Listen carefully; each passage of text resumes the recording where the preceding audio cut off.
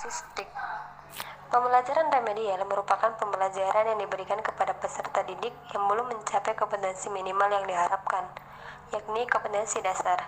Pembelajaran remedial dapat dilakukan secara individual maupun kelompok dengan bantuan TIK agar memudahkan guru untuk memfasilitasi ragam gaya belajar peserta didik.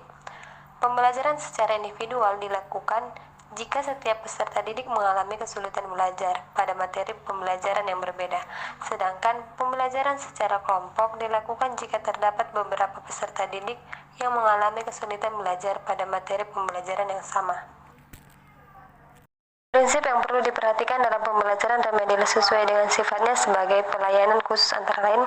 Yang pertama, adiktif. Pembelajaran remedial hendaknya memungkinkan peserta didik untuk belajar sesuai dengan daya tangkap, kesempatan, dan gaya belajar masing-masing. Yang kedua, interaktif. Pembelajaran remedial hendaknya melibatkan keaktifan guru untuk secara intensif berinteraksi dengan peserta didik dan selalu memberikan monitoring dan pengawasan agar mengetahui kemajuan belajar peserta didik. Yang ketiga, fleksibilitas dalam metode pembelajaran dan penilaian. Pembelajaran remedial perlu menggunakan berbagai metode pembelajaran dan metode penilaian yang sesuai dengan karakter peserta didik. Yang keempat, pemberian umpan balik segera mungkin.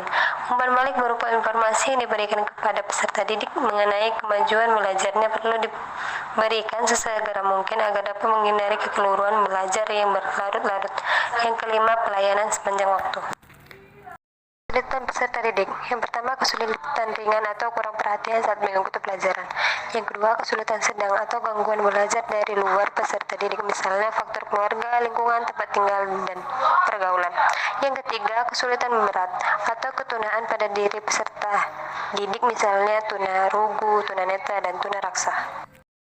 Pembelajaran ulang dengan metode dan media yang berbeda. Belajar mandiri atau pemberian bimbingan secara khusus, pemberian tugas atau latihan.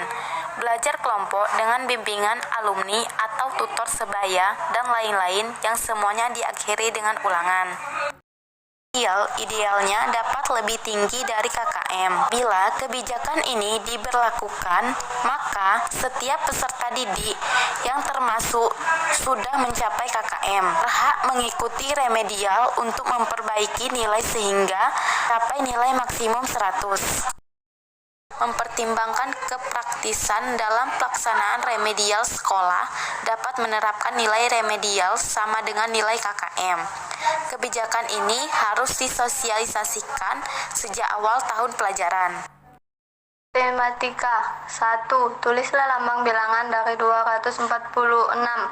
A. 264, B. 26, C. 246. 2. Tulislah dari bilangan berikut ini: 632, A. 632, B.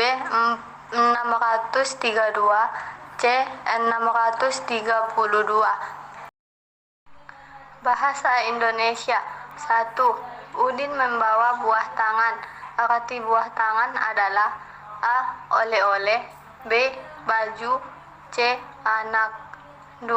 Dengan kakak dan adik kita tidak boleh: A. Bertengkar, B. Damai, C. Akur. SBDP 1. Lagu yang berjudul Perama dan Sopan ditulis oleh: A. Ibu Kasur, B. Elmanik, C. Pak Dal. Yang kedua, manakah panjang pendek dalam lagu Perama dan Sopan yang benar? A.